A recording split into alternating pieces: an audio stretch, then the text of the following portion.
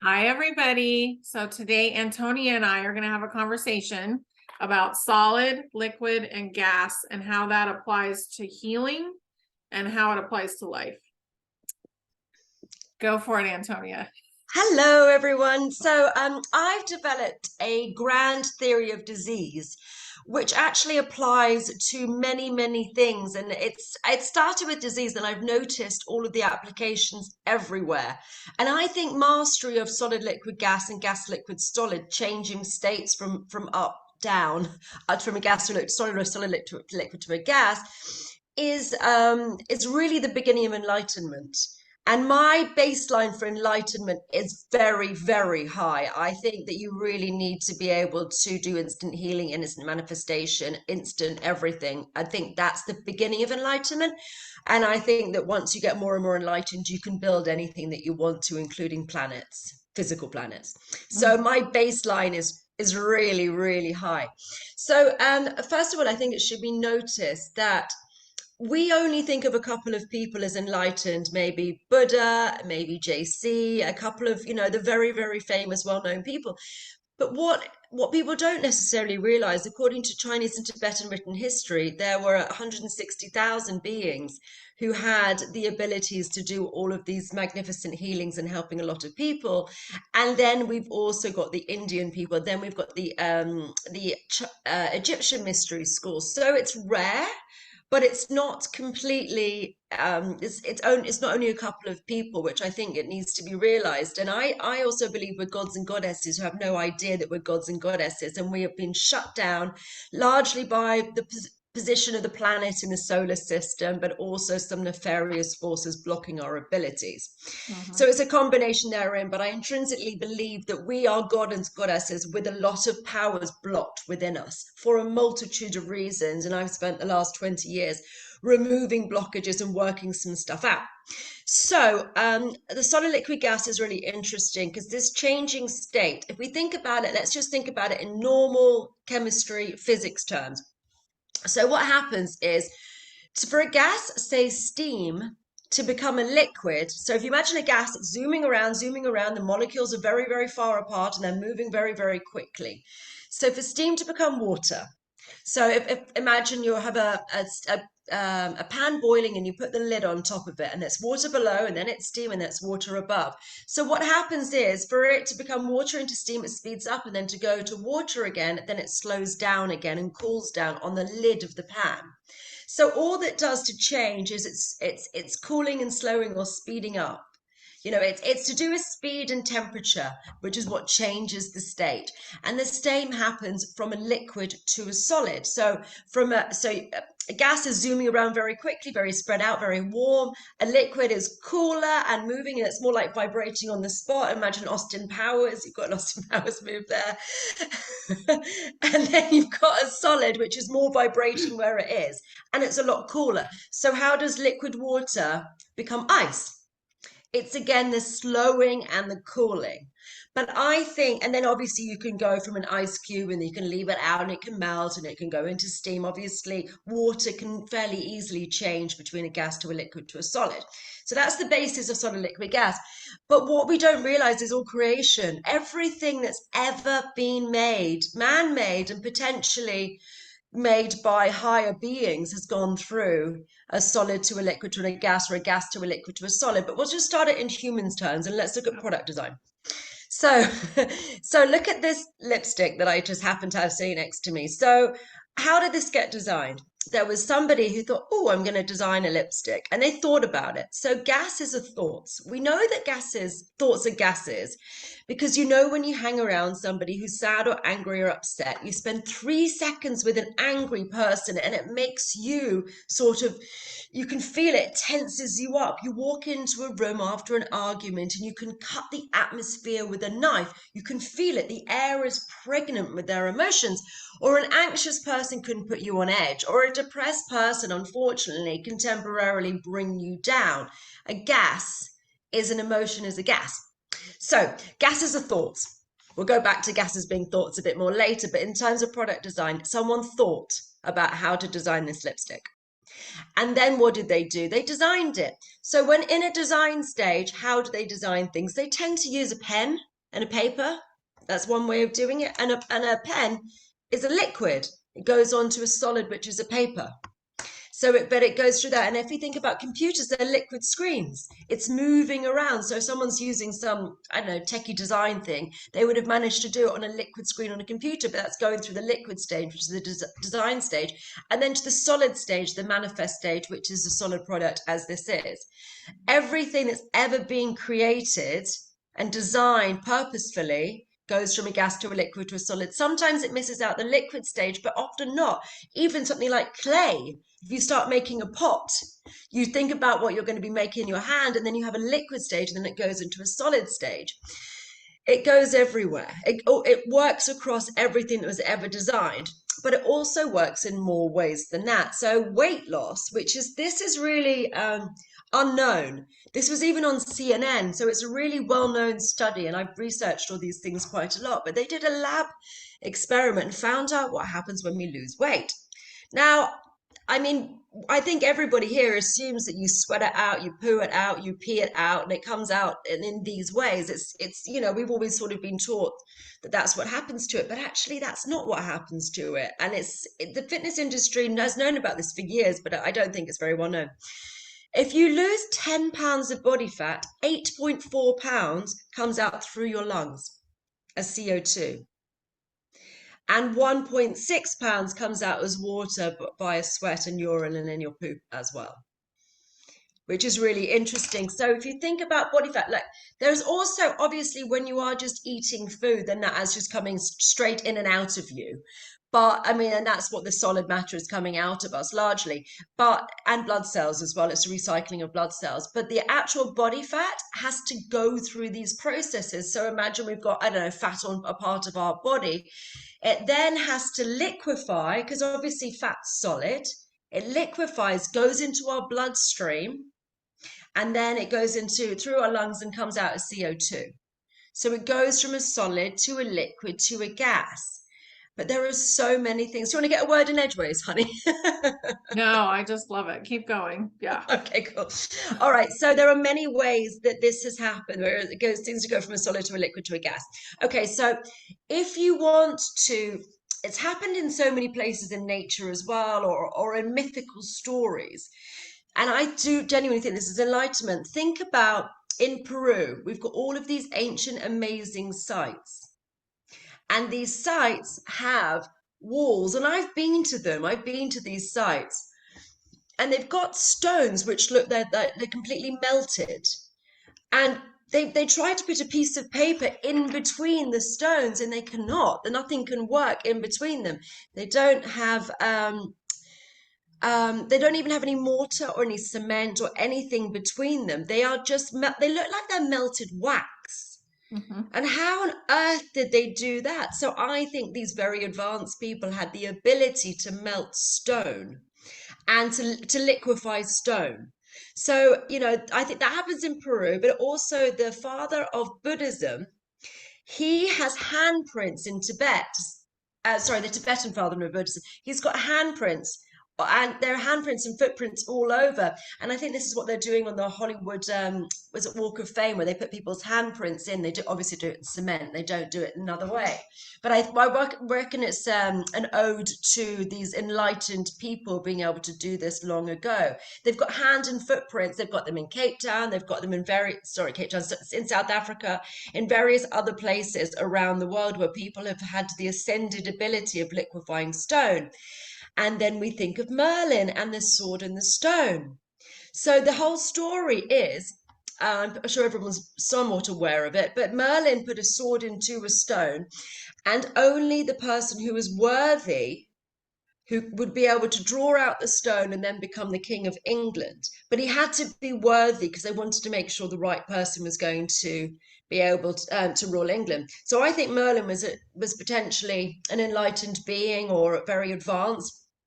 And he was able to put the sword in the stone, and then everybody tried to pull it out. But you have to be enlightened to be able to liquefy stone. You keep the metal hard and you melt the stone, and then you can easily put a sword inside a stone if the stone is liquefied, like a gel form, and stick it in. And you will only be able to remove it if you are enlightened. So then you would be worthy of ruling England or wherever it was. And this is what they used to do back in the day. The most enlightened person would be the person who would rule. So yeah, so that's a few. Okay, so I'll keep going. So it's another way that this actually happened is in Princeton. They've done a study where they managed to liquefy solid matter as well. What they used was a solid, they used the strongest magnet in the world and hyperfreezed the materials, and they managed to make it go into like a soup. They were playing it. A solid material was working in lockstep like a soup, and they managed to liquefy metal in this experiment, and various different things they managed to do in it. And it also happens in tornadoes, which is interesting too. They can liquefy these different materials. And if you want to walk on water, there's one very good way of doing it. What's solid water, honey? Ice. Your audio's off, darling. But yes, it's ice. I've lost you. Yeah. So solid water is ice. So if you want to walk on water, you just make it into ice. So if you've got mastery of solid liquid gas, you can walk on water. But more than that, you can instantly manifest anything, and you can instantly dissolve diseases. So what they used to do as well, so obviously JC was well known for doing this, but a lot of yogis were able to take a grain of rice, a single grain of rice, and be able to make bags and bags and bags, or piles and piles and piles of rice in starving villages in India. It's quite well known. A number of yogis were able to do it. But I think you have to start the blueprint. So I think they started with a singular grain, and then were able to instantly manifest, by thinking about it, by using the blueprint, and then to liquefy it and sort of create it, and then to make all these different piles and piles of rice. So I think that if you can do that, then you can literally manifest anything, but it does help to have the blueprint, and you can instantly dissolve diseases. So into diseases, if you really had mastery of solid liquid gas and gas liquid solid, you would be able to instantly dissolve anything, any disease that anyone might have, which I think is what a lot of these enlightened teachers and healers were able to do. If you could make a tumor and vaporize it, you could do that. Would what literally would happen, you would vaporize it and it would become vapor, and it would just come out of people. So I've been working on this for a while, and I've managed to do it I'm very good at going with gases thoughts. I can instantly dissolve those, but I can do a lot of liquid based diseases. I can instantly dissolve, and then the solid stuff is I'm working on. And it really depends with solid how established the illness is and how long they've had it for.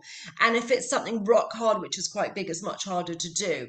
But something which is I had a friend with a little bit of basal cell carcinoma, but it was very, very small. Well, potentially it was that. We can't say it was, because she hadn't had a biopsy, and you can never define anything until the doctor has cut her open and said that. So she had 4 different doctors look at pictures of her, and they said that they suspected it. So it's probable, but I'm not going to guarantee it because I have no right to. But it's probable that it was that.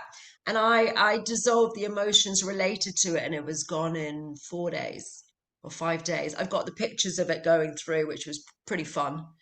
And I've worked on a number of people with chronic pain. So diseases, right? I have to get into what diseases and how they work. Diseases come in a gas, a liquid, or a solid. And then you'll understand the whole theory. Hopefully everyone's keeping up. I'm giving you a lot of information here, everyone, but hopefully it's fascinating, because it's really important, this stuff. All right, I'll keep going.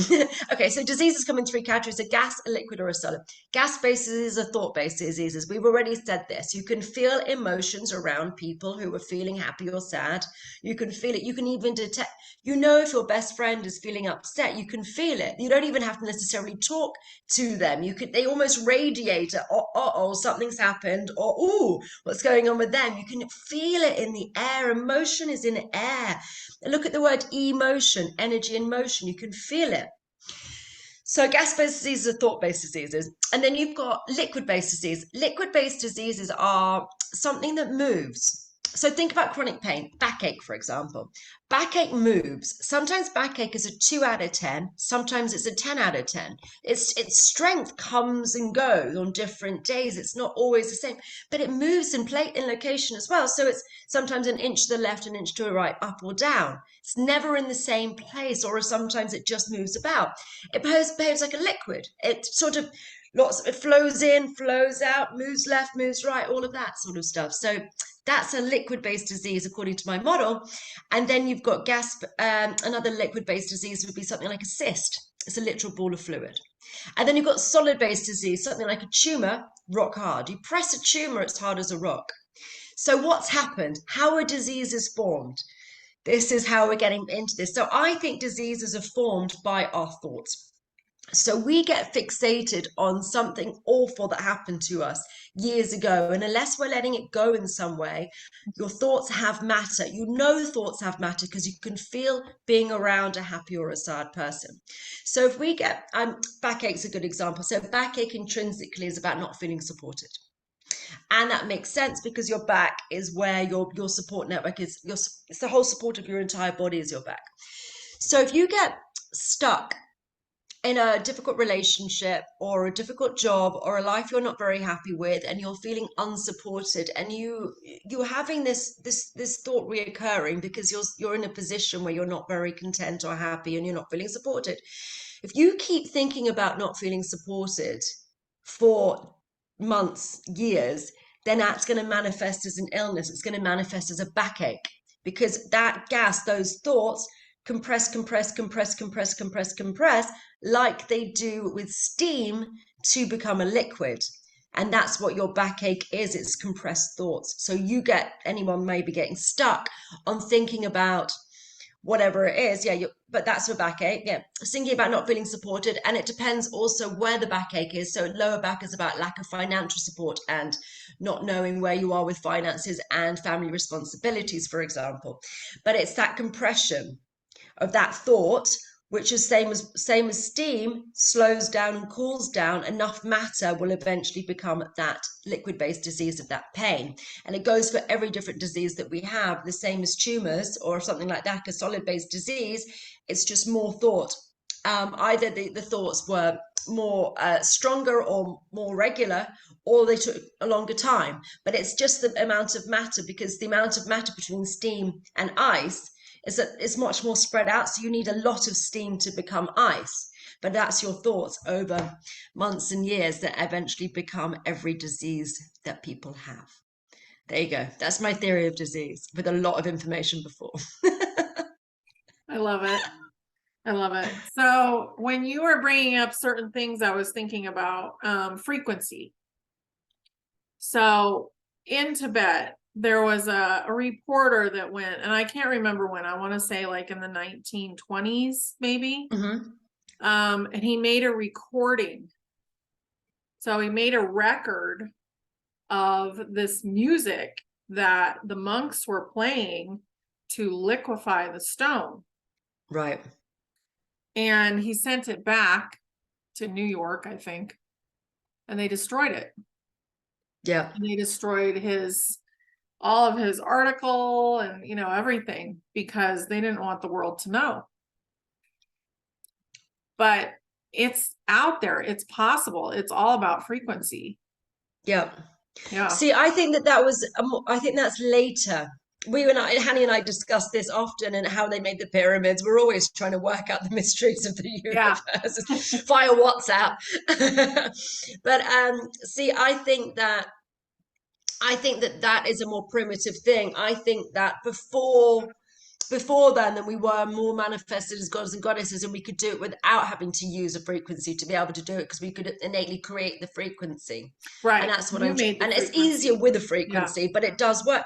I mean, I think everybody is aware of as well something like a high-pitched sound breaking glass. Hmm. That Exactly. is something that happens. But the frequency will come from the healer Mm, without tools. But yeah. like, yeah, so totally. They were doing it in a more primitive way, but they didn't even want that to be out there. So the fact that you can do this is like a beautiful thing, that you can do it without a tool. Well, I've awoken my energy system. So I've Yeah. been, trying to work out how to dissolve diseases forever. I've just had this wild idea that instant healing of all diseases is normal and natural, and we should all be able to do it. And Mhm. it's very ingrained in me that that's the way it's meant to be. I know it's not the way it is, and I know a lot of people are suffering. I just don't think that's where we're going and what's happening with it. And I've been told that I've incarnated backwards from the future, and that does make sense with a lot of different nuances of my personality. And I just assume that these things work in these particular ways. Um, so I've spent the last 20 years awakening my energy system to then I've got a load of abilities, and it's a more ascended abilities. And I'm doing higher level magic rather than lower level magic, which I think is where we're going with this new stuff. So there's 3D versus 5D magic. And the 3D stuff, I always go out of focus. This camera's really annoying. I know, I bought the fancy camera and it follows me around. Apart from it gets confused. Anyway, the 3D stuff is using an intermediary to help you do it. So the intermediary, and look, the 3D magic is beautiful and amazing, and I love it. And I love all the different things, but it includes crystal and tarot and all sorts of different things, but it's using a tool. And it's the only thing that's been available for a very, very long time, is using an intermediary or a tool to help you do it. It can be a potion, it can be a pill, it can be a spell, it can be anything that you're using, deck of cards, crystals, angels, beings, anything to help you do the work. And that's 3D or lower level magic. This is an ancient mystery school's term.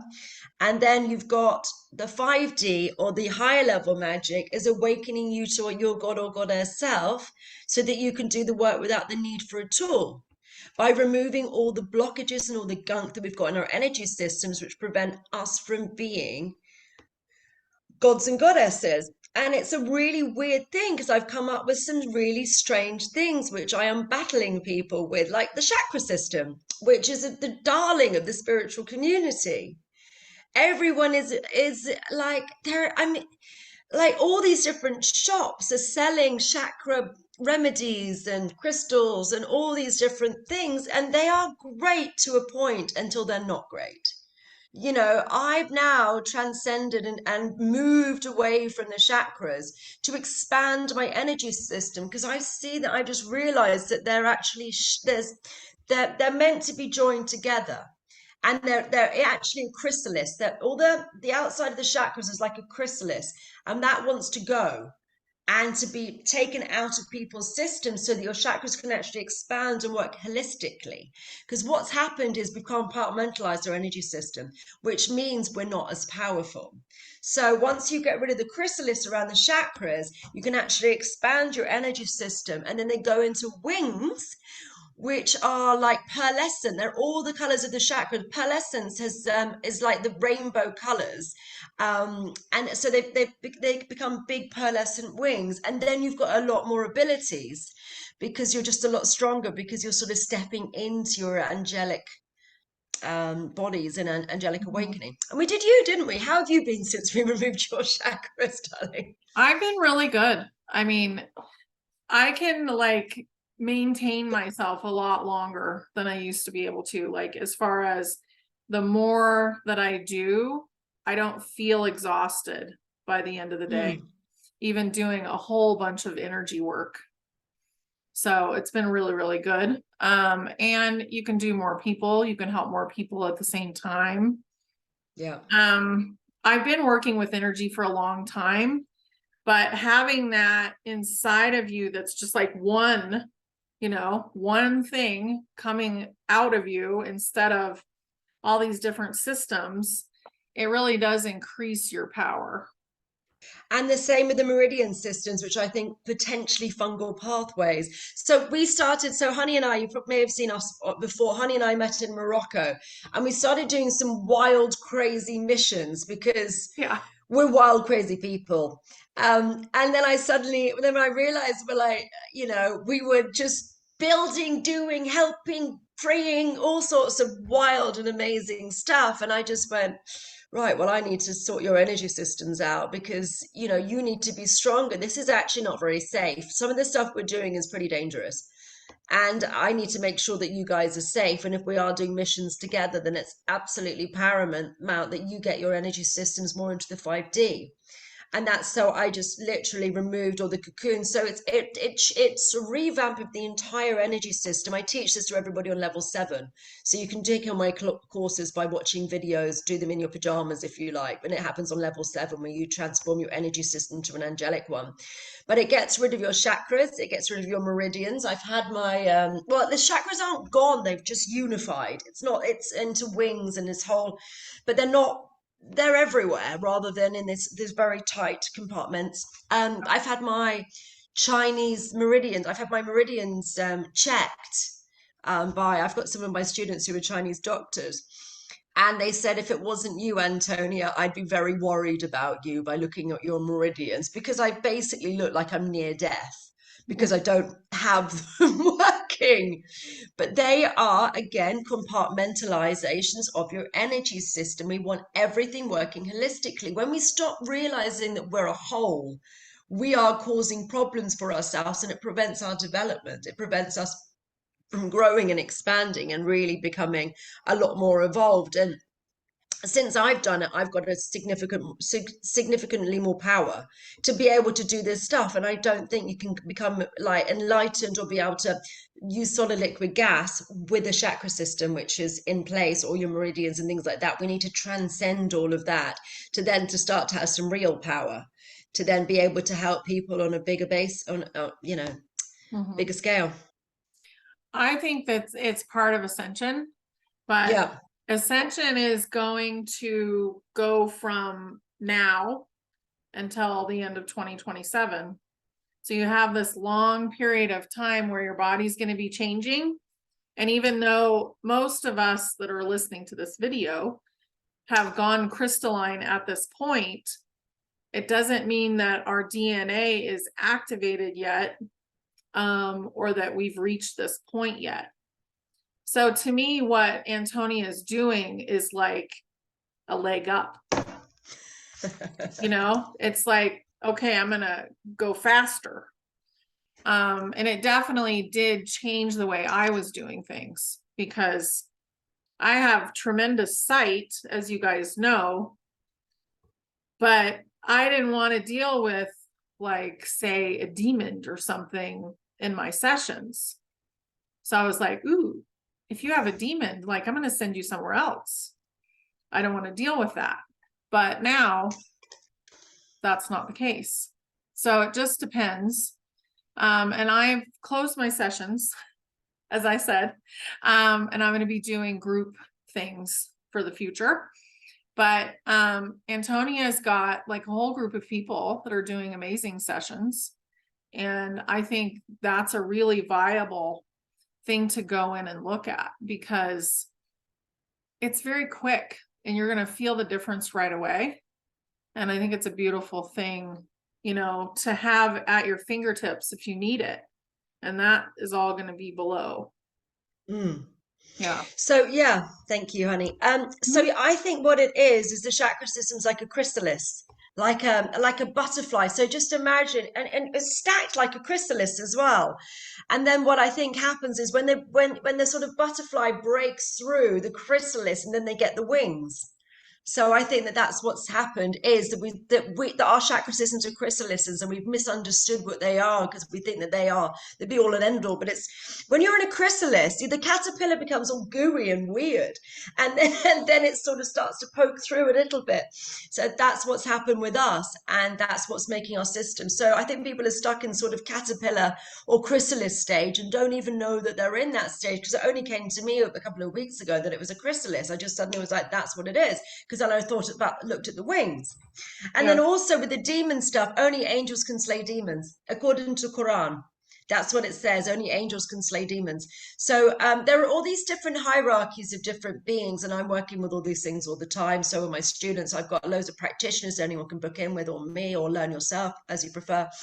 But yeah, we do a lot of demon work, and no one was doing it when we first started clearing demons. Or well, I was slaying a lot of demons. Now I build them different planets and go and send them into retirement so they can live out their life in peace and harmony, which I do mostly. I send them to places so they can be happy.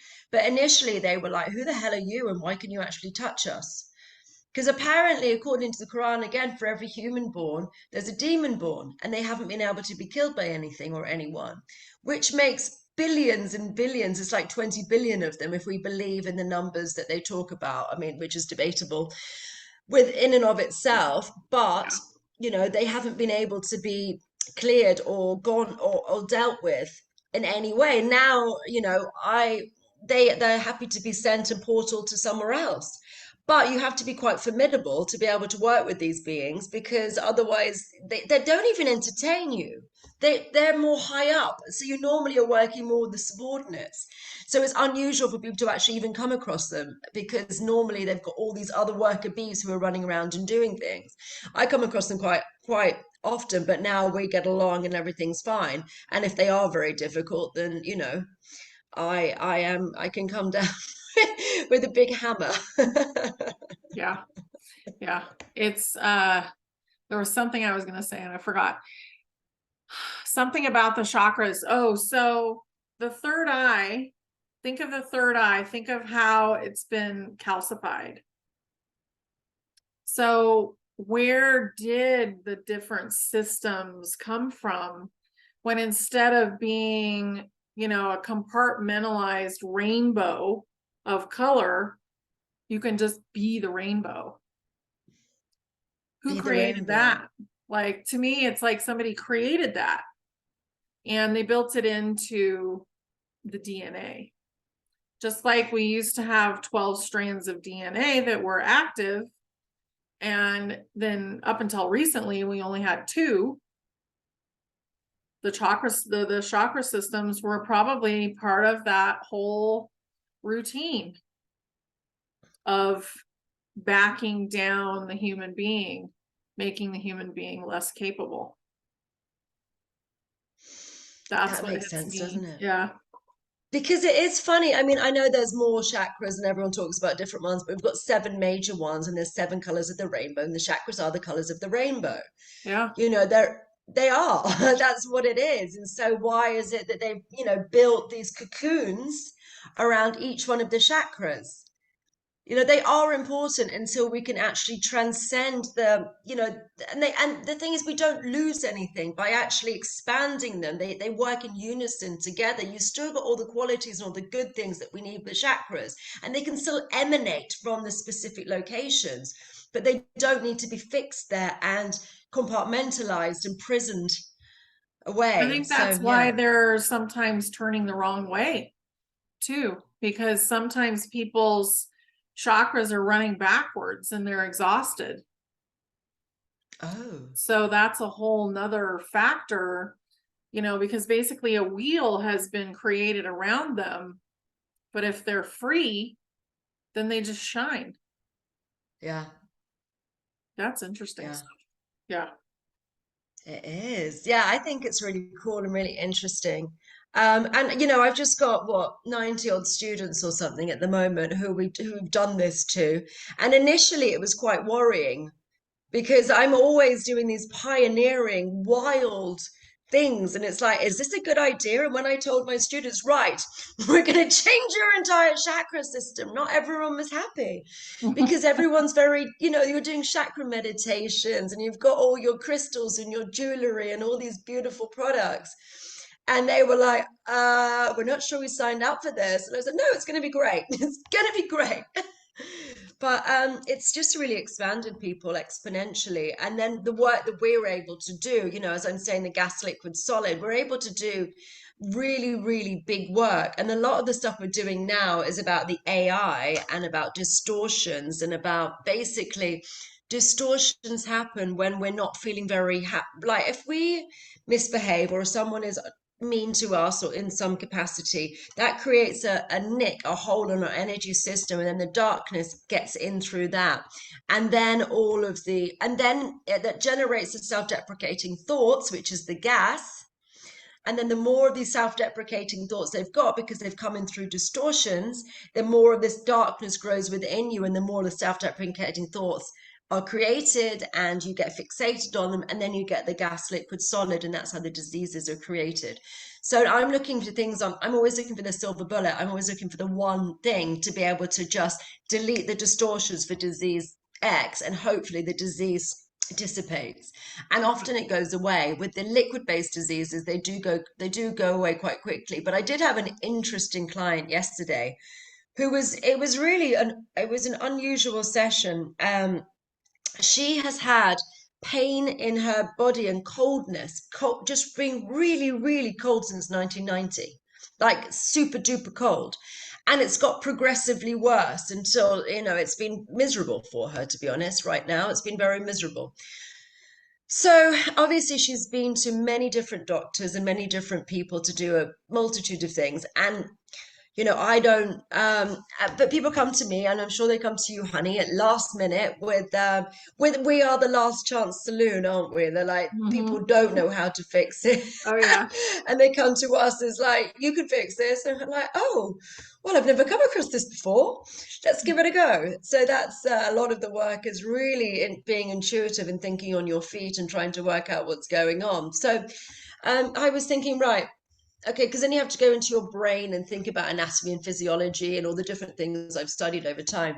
So I first thought about the triple warmer, which is a medicine in Chinese medicine, which is responsible for the three heats: the heat of passion, so libido, metabolism, and body heat. So that didn't seem to be the right one. Then I thought about her liver. Now your liver produces 40% of your body heat's produced by your liver. So if your liver isn't working very well, you tend to be cold. So then I thought, ooh, this is interesting. Maybe it's her liver, and the liver is related to anger. So I said, do you have a lot of anger? Do you have a lot of anger? And she said, yes. Okay, so let's see what we can do about this. And we went through various different players in her life who have caused her a lot of anger. And then when we got to, and then I just, we did the 4 or so major people, and then I just deleted the rest of anger, and she started to warm up. She was literally frozen in anger. And she's, as you said, been cold since 1990. So that's quite a long time to be progressively getting more. And she was like, yes, she said, I feel neutral. It was around her neck and her shoulders mainly, or in the worst bit. And she said, I just feel like I do when I'm in bed and I'm warmed up. So that was really interesting. Yeah. Yeah. So Really that would have been a strange. gas. It would have been a gas. Yeah. That anger trapped in her system. But the thing is, the anger had cooled. So it had cooled, but it hadn't gone solid.